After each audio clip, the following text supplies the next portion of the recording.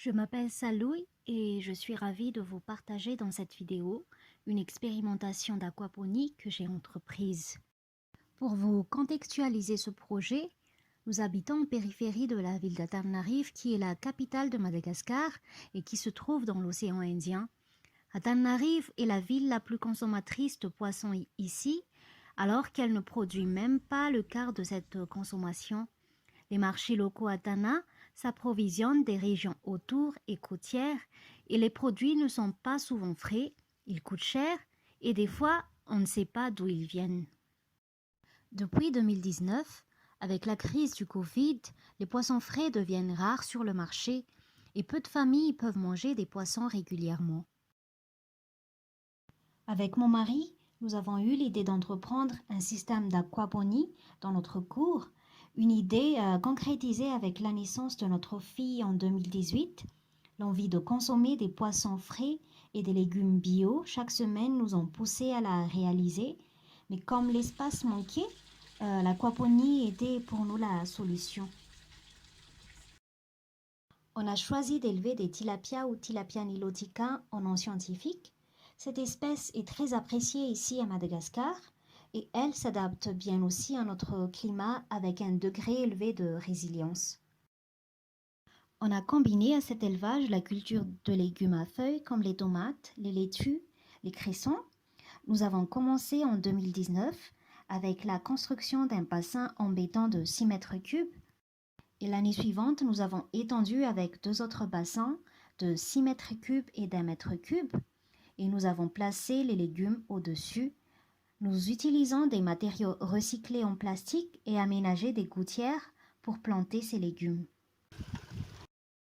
Le système tourne en cycle fermé. En d'autres termes, les poissons sont élevés dans les bassins en béton. L'eau qui sort et qui est mélangée avec les excréments de poissons sont versés dans les biofiltres. Notre biofiltre est composé de pozzolan et de bioballes. Ce biofiltre permet de transformer les résidus dans cette eau en engrais assimilables par les légumes. Après avoir passé et nourri les plantes, l'eau est reversée dans les bassins. D'où l'appellation cycle fermé. Ce système tourne 24 heures sur 24 et les bassins sont équipés de compresseurs d'air pour oxygéner les poissons dans les bassins. Ce cycle fonctionne grâce à des pompes à eau alimentées par de l'électricité. L'eau utilisée vient de l'eau du robinet, laissée 2 jours à l'air libre pour enlever les chlores. Pour l'alimentation des poissons, nous donnons des algues, des provantes faits avec du maïs, de la farine de manioc, des crustacés secs et des poudres de coquillage. Pour cela, nous consacrons environ 3 heures par semaine de travail pour nourrir ainsi que nettoyer les bassins et les filtres. L'année 2021, nous avons rencontré des problèmes par rapport à l'électricité. En effet, à Madagascar, nous rencontrons des coupures de courant tous les jours et qui affectent notre production. Nous avons essayé de remplacer les compresseurs d'air par des aérateurs solaires, mais cela n'est pas suffisant à cause du lourdeur des délestages.